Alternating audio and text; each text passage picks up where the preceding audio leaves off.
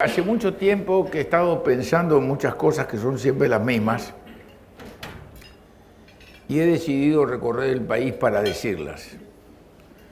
Voy a hacer reuniones, empiezo el sábado en Florida, sin bandera del Partido Colorado, sin dirigentes políticos del Partido Colorado, porque creo que en este país, en este momento, se da una oportunidad excepcional.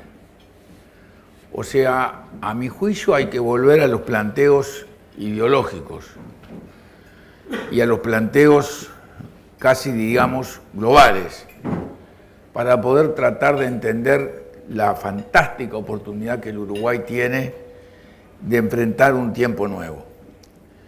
Las cosas a veces vienen porque, no sé si será el destino o lo que será, pero después hay explicaciones, pero tienen que venir y puedan llegar un momento en que ellas entran en agonía y pueden cambiar. Pero para cambiar tenemos nosotros todos los seres humanos y sobre todo la gente que tiene influencia en la sociedad y que piensa hacer algunas reflexiones a propósito de cómo ha sido nuestra historia. No nuestra historia vista desde la coyuntura de cada una de las naciones de este continente, sino tratando de verlas globalmente. Cómo fueron los acontecimientos que ocurrieron desde que Colón pisó América. Eso fue en octubre de 1492. Fue mandado por Isabel la Católica, no por Fernando de Aragón. Castilla, que era un país pobre y miserable, se hizo el lugar más rico del planeta en pocos años.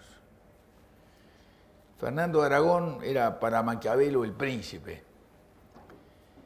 Castilla era una mujer con mucha energía, Isabel, y además de ser una mujer con mucha energía, muy compenetrada de su vocación católica y de una historia de 7 siglos luchando contra el mundo musulmán. O sea, la diferencia entre la Iglesia Católica Española y la Iglesia Católica Francesa y la Iglesia Católica Italiana es quizá un poco la consecuencia de 7 siglos de confrontación con una iglesia que se transformó y transformó a la Iglesia Católica con la misma fuerza de la cosa radical. Porque el mundo musulmán es así, siempre fue así, aunque lleno de cultura, pero siempre fue así. Y el mundo católico español no tiene nada que ver con el Jesús italiano. Jesús italiano se pelean hasta el sábado y el domingo se juntan todos a comer pasta. Mientras que en España Jesús está siempre crucificado. Y el elogio de la muerte es una cosa muy importante. Y en Francia es el mundo teológico. Es el Espíritu Santo. Los dominicos franceses son los que manejan ese aspecto de la religión. Italia es casi pagana,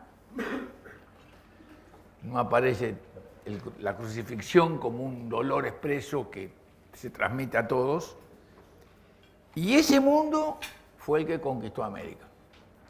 Y por tanto, en esos 300 años, que fueron desde 1492 hasta 1805, hasta el 21 de octubre de 1805 al mediodía, hubo una unidad regida por 3 órdenes. El orden eclesiástico, el orden militar y el orden imperial. Hubo un monopolio de ideas y de procedimientos. Y todo lo que sucedió en el mundo, más allá de los Pirineos, no llegó a América. A América no llegó la revolución religiosa, ni la de Lutero, ni la de Calvino, ni la de los anglicanos. Al fin y al cabo, el Estado americano de Maryland se llama Maryland porque ahí llegaron nada más que católicos ingleses. Por supuesto que tampoco llegaron las revoluciones políticas. No hablo de la de Cromwell, no hablo de la Revolución Francesa, ni de la Revolución Americana. Tampoco llegó la Revolución Industrial. No hablo del libro de Adam Smith de 1776, no hablo de la riqueza de las naciones y sus explicaciones económicas.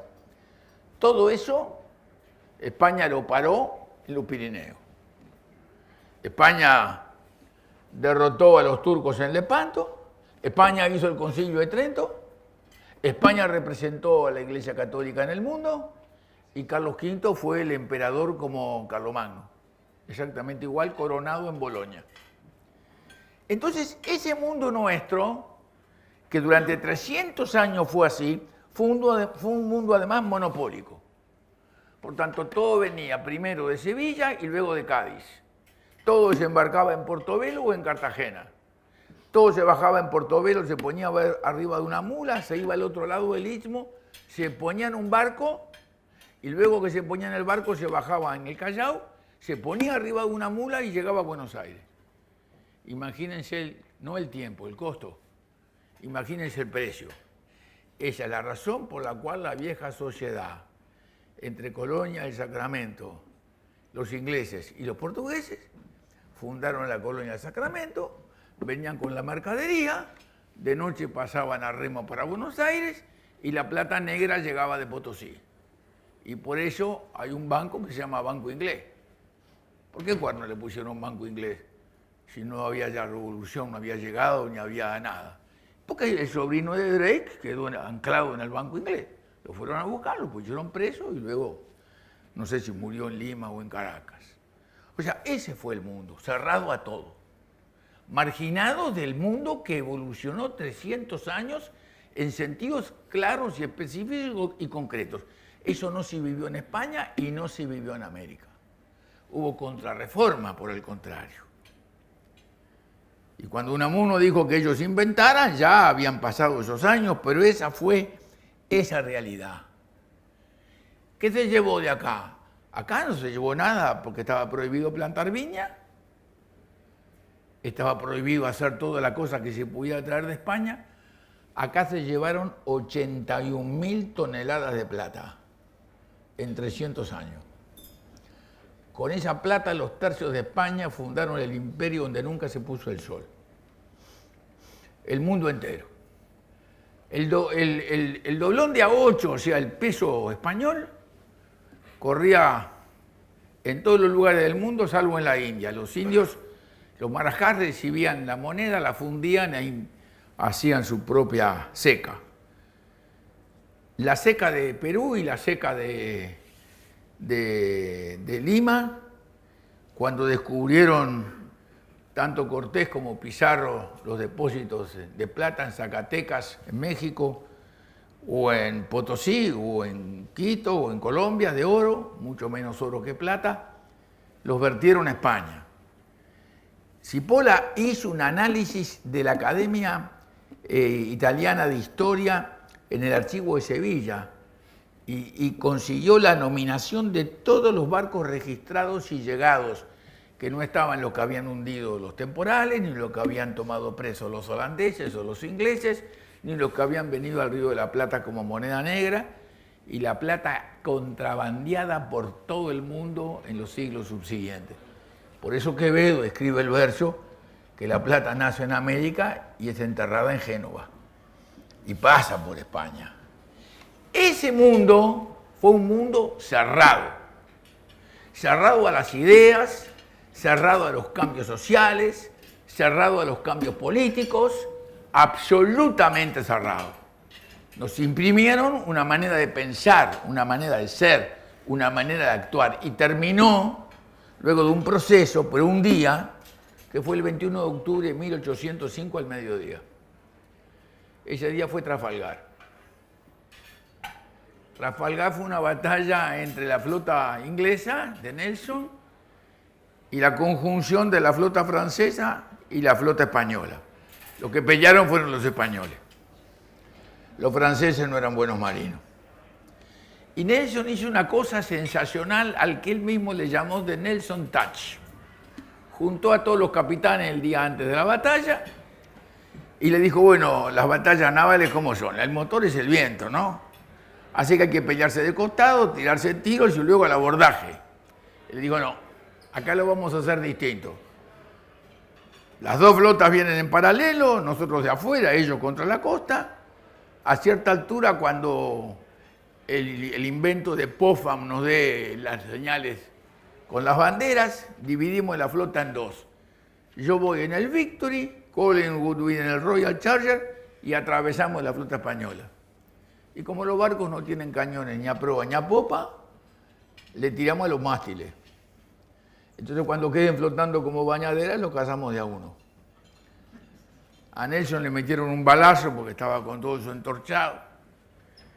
Del Temeraire le partieron la espina dorsal, murió a las 5 de la tarde y el comandante Hardy al mediodía le dijo, está terminado. O sea, eso dio lugar a que apareciera un mundo nuevo, un mundo abierto. Antes era cerrado. Este fue un mundo abierto. Acá, no como el doctor Casanelo, hicieron 3.000 kilómetros de ferrocarriles.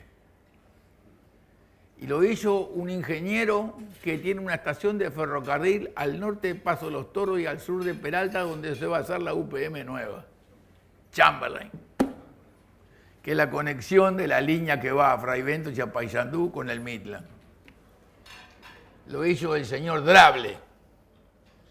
Y en ese mundo, acá tuvimos, en plena guerra civil, el agua potable.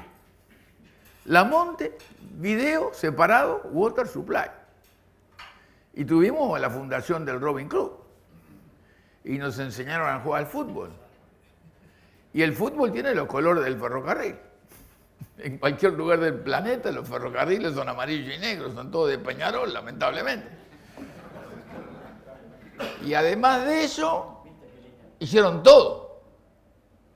Desde el Victoria Hall, en homenaje a la reina, a la Fone hizo el barrio Victoria, en homenaje a la reina Victoria, y la reina Victoria cobraba peaje.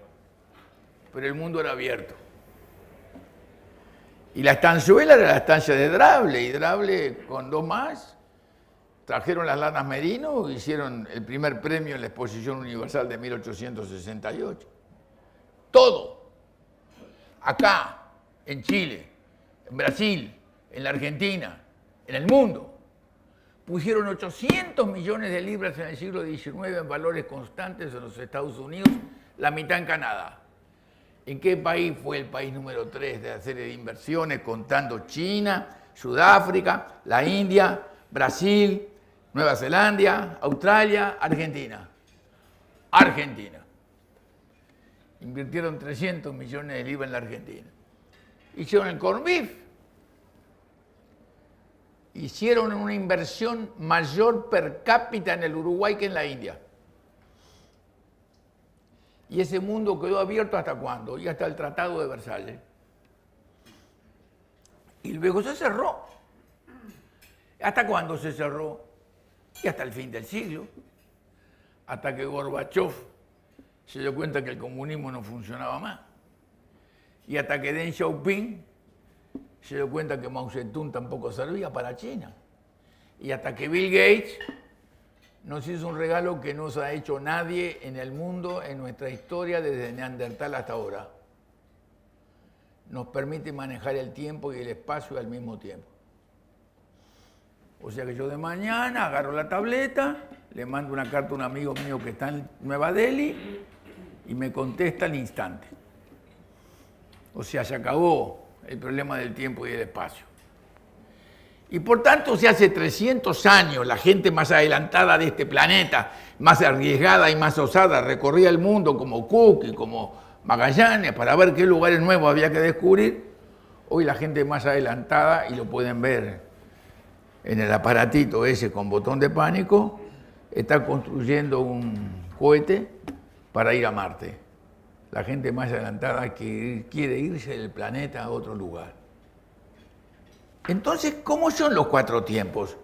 El primero es cerrado, el segundo es abierto, el tercero es cerrado y el cuarto es abierto. ¿Y qué es lo que tienen en común? En común tienen que el destino de América se fija de afuera. No se fija de adentro, se fija de afuera. ¿Y cómo se cambia el destino de América para que siga siempre fijado de afuera y un poco empieza a fijarse de adentro. Bueno, si seguimos siendo nada más que vendedores de materias primas, somos eso. Ahora, si no tenemos, por un lado, alguien que piense, y alguien que haga ciencia, y alguien que enseñe, vamos a seguir siendo vendedores de materias primas. Y entonces nuestro destino será simplemente algo que dependerá de la ortodoxia del manejo de la economía. Tenemos que tener a Caumont y tenemos que tener a De Bruyn permanentemente diciéndole a los presidentes: no cometan el error de gastar demasiado plata, porque eso se va a pagar siempre, que es lo que está pasando en América. Pero si hacemos una ortodoxia, no digo que no crezcamos, pero vamos a crecer demasiado lentamente. Por tanto, tenemos que saber que si nosotros hoy no aprovechamos las circunstancias que estamos viviendo nosotros y todos los demás países del Atlántico en América para hacer un cambio muy profundo, nuestro destino va a quedar sometido a otra cosa que está sucediendo y que está sucediendo con una intensidad y con una velocidad extraordinaria, que es el adelanto que la tecnología electrónica y la ciencia electrónica van a incorporar a la vida cotidiana, va a hacer hasta desaparecer los valores que nosotros hasta ahora tenemos como valores que nos han permitido vivir y crecer. Hoy el mundo, en 20, 30 años, está con Bitcoin empezando a reemplazar a las monedas. Está con sistemas de servicios robóticos que están desplazando al trabajo. Están con conocimientos tecnológicos para manejar los robots que no se precisan operarios, se precisan ingenieros. Está en una nueva revolución industrial. Estamos asistiendo a una nueva revolución industrial.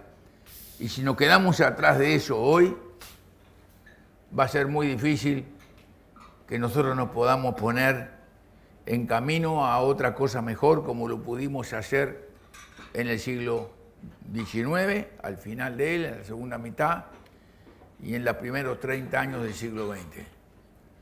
Y por tanto, este es un momento adecuado, porque existe una demanda colectiva en toda la sociedad uruguaya que se pregunta cómo y de qué manera y por qué camino y con quién salimos del lío en que estamos. Y eso es lo que voy a intentar de transmitirle a todos los ciudadanos de este país. Y empiezo el sábado a las 5 de la tarde, como Antoñito el Camborio. Porque realmente creo que es absolutamente necesario transmitirle a la gente, no para que diga que está bien, sino para que analice, para que discuta, para que haga un examen y para que se dé cuenta que si esto lo tenemos que hacer en forma rápida, inmediata. Y tenemos una oportunidad porque el Mercosur está en una situación de estado terminal, absolutamente terminal. Y ahora que cambió ya la situación brasilera, porque la señora Dilma no está más en el gobierno, y ahora que Macri sabe que Malcorra no va a ser la secretaria de Naciones Unidas, ellos están enfrentando una nueva realidad.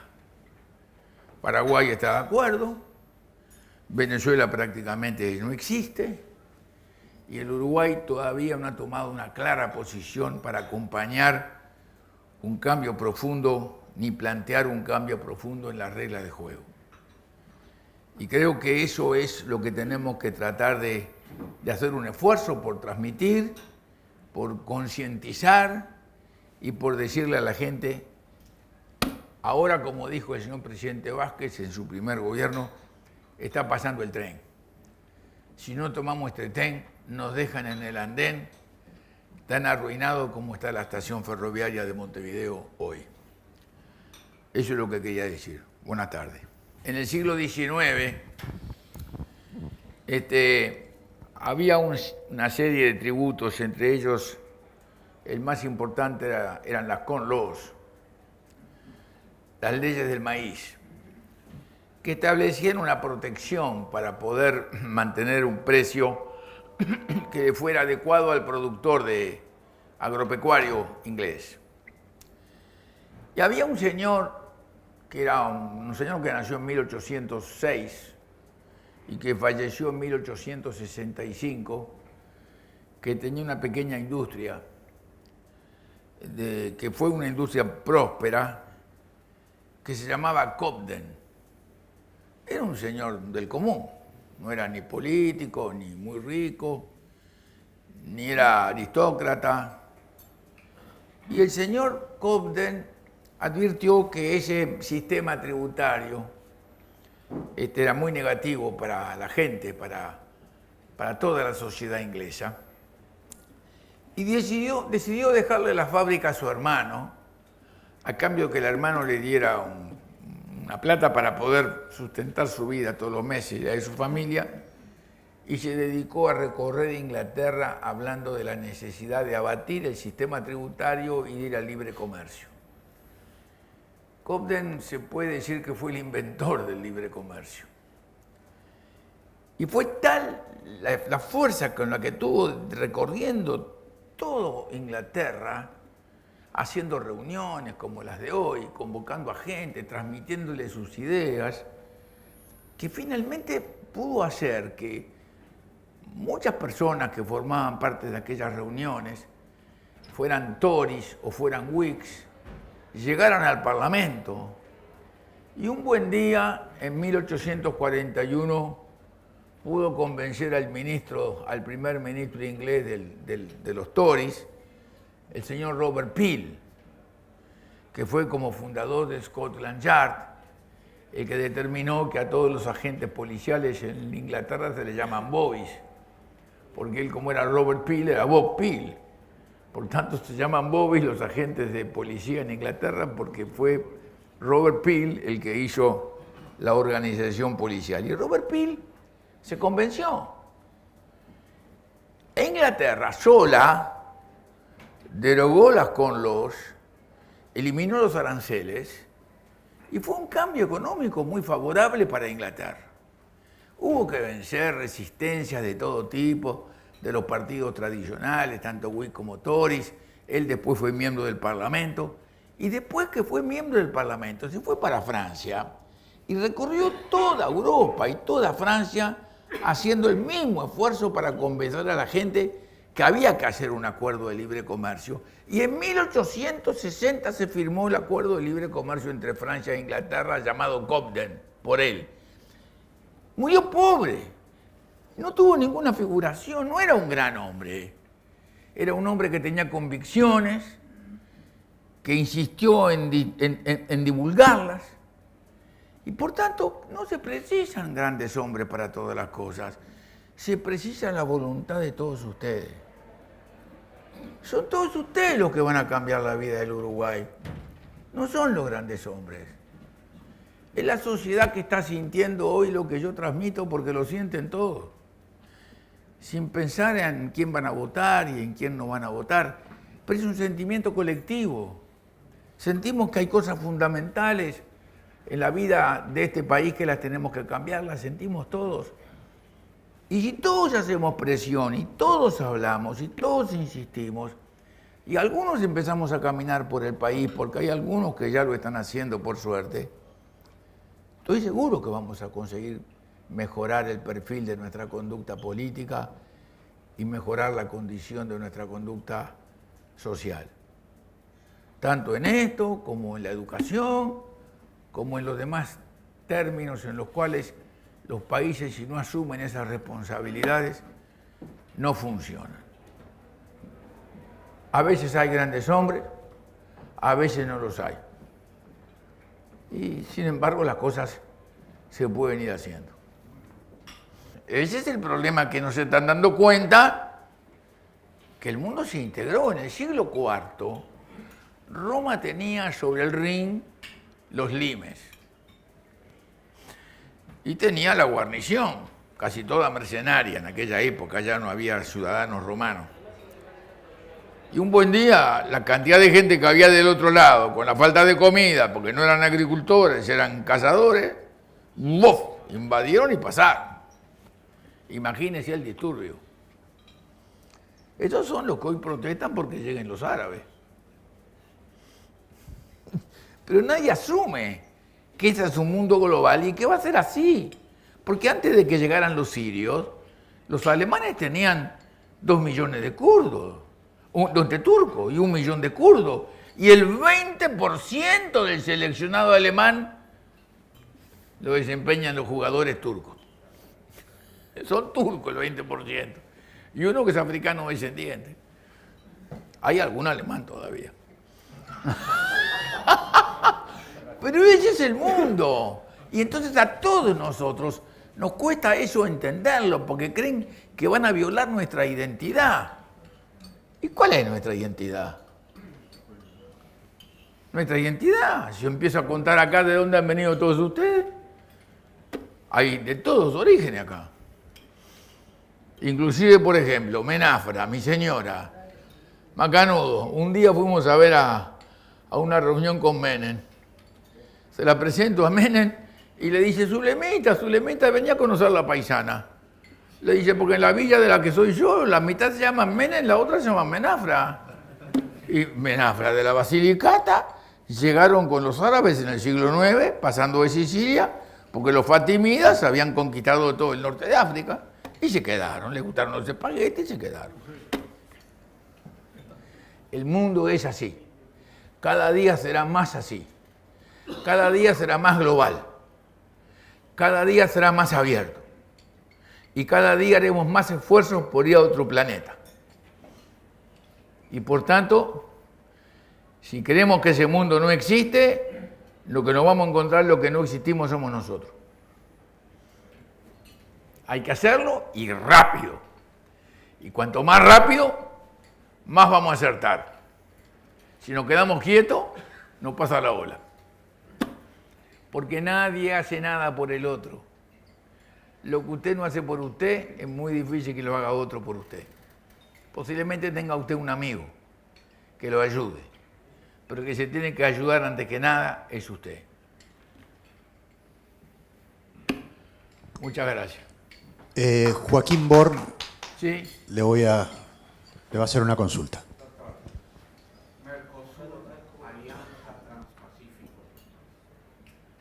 No, Alianza Transpacífico no, ni Mercosur no, es el mundo. En este momento hay un entendimiento en marcha que está sin ratificar todavía, que lo hizo ya Canadá con Europa. Hay otro entendimiento en marcha entre Estados Unidos y Europa. Hay otro entendimiento que está ya caminando más fuerza en el Transpacífico. Por tanto, el mundo es global. Es global. No es ni con este sí, con este no. Es abierto y a todos. Porque si usted no se abre a todos, no funciona. Directamente no funciona. Usted no tiene por qué decir, por ejemplo, una de las cosas que deberíamos hacer antes que nada es ir a ver al embajador de Inglaterra. Porque Inglaterra va a tener que negociar con todos los países del mundo, porque ya ha perdido todos los acuerdos comerciales que tenía con Europa. Y por tanto Inglaterra, tenemos que aventajarnos, irnos ya mañana y el gobierno decirle al embajador inglés, bueno, dígale a su majestad que el Uruguay, que siempre tuvo buenas relaciones con Inglaterra, quiere ya fijar las relaciones comerciales nuevas que vamos a tener con Inglaterra. Porque a Inglaterra, ¿qué le importa arreglar con nosotros? Somos la nada. Pero ¿sabe qué punta ponemos en el asunto? O sea, hay que abrirse.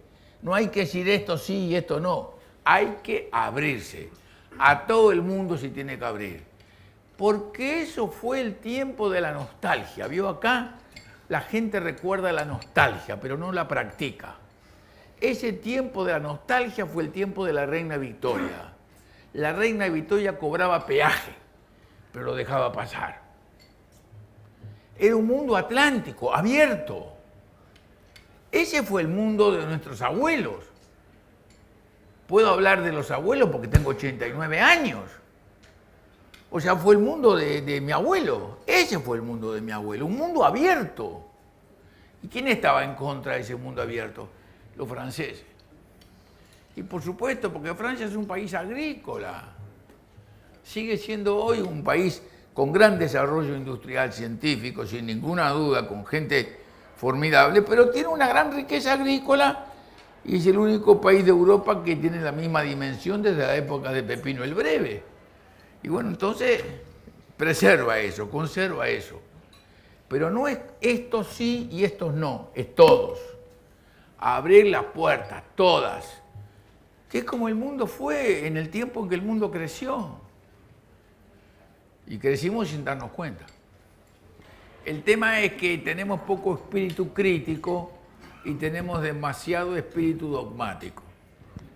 Y el espíritu dogmático genera una especie de cerrazón. No se ve nada. Hay una sola verdad y esa no se discute y es nada más que esa.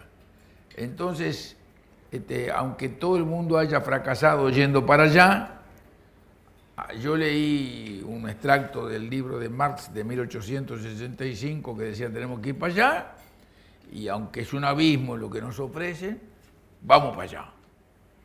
Porque estamos viviendo un país con un formidable espíritu dogmático que lo domina.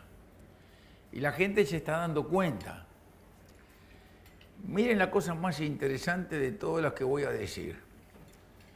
El sábado pasado tenía que ir a comprar remedios a la veterinaria de Maroña para las yeguas. Y como yo no manejo porque se me venció el permiso, y mi mujer es la que maneja y no me lleva a sacar permiso, no tengo libreta. Entonces llamé a un taxímetro. ¿Uber no? No llamo a Uber por una razón muy sencilla, porque no paga los derechos jubilatorios. El día que pague los mismos impuestos, que compitan. Mientras no pagan los mismos impuestos, es distinto. Yo soy amante de la libertad, pero con obligaciones iguales para todos. Entonces, el hombre me dijo que había votado siempre al Partido Colorado, tenía 50, que había votado siempre al Partido Colorado, pero cuando llegó el primer gobierno del Frente, votó al Frente. Que en el segundo gobierno del Frente había podido convencer a la mujer que votara, que era colorada, a votar al Frente. Y que la mujer lo tiene pasado, porque se lo reprochan desde el mismo día siguiente. Entonces, en el camino a Maroña me fue diciendo de lo que se quejaba, de esto, del otro, diciendo cosas inclusive naturales, sensatas. Y cuando llegó a Maroña ya va tan enojado con él mismo, que dijo, bueno, ni yo, ni mi mujer, ni mis amigos, ni en el barrio, ni nadie los votamos nunca más. Está fenómeno. Bajé a la veterinaria, tuve un rato allí con los veterinarios, me dieron los remedios, saqué el cajón. Estaba el taxímetro esperándome y le dije, vamos para casa. Entonces, fíjense en la conversación de ese hombre a la vuelta. Me dijo, usted sabe que he estado pensando. A mí realmente me hubiera gustado vivir en el Uruguay de mi abuelo. Qué fantástico, ¿no? Me estaba hablando de filosofía el individuo. Me estaba hablando de un país abierto, de un país en donde no teníamos necesidad de escuchar que nuestros hijos y nuestros nietos se ponían una mochila y se iban a otro lugar del mundo a trabajar y a vivir y a crecer. ¿Cuántos de nosotros tenemos la mitad de nuestros hijos, de nuestros nietos fuera del país para siempre? Y bueno, no es que el mundo global no les abra la oportunidad, es que lo que estamos haciendo es que le estamos diciendo, muchachos, prepárense para irse, porque acá no pueden quedarse. Y eso es lo que me estaba diciendo el taximetrista. Qué lindo haber vivido en la época de mi abuelo. ¿Y qué? ¿Acaso no la podemos volver a hacer? Pero por supuesto que la podemos volver a hacer, depende de todos nosotros. No tenemos la fortuna de tener grandes hombres, sino, y surgirán, algún día surgirán. Por lo menos tenemos la fortuna de poderlo acomodar.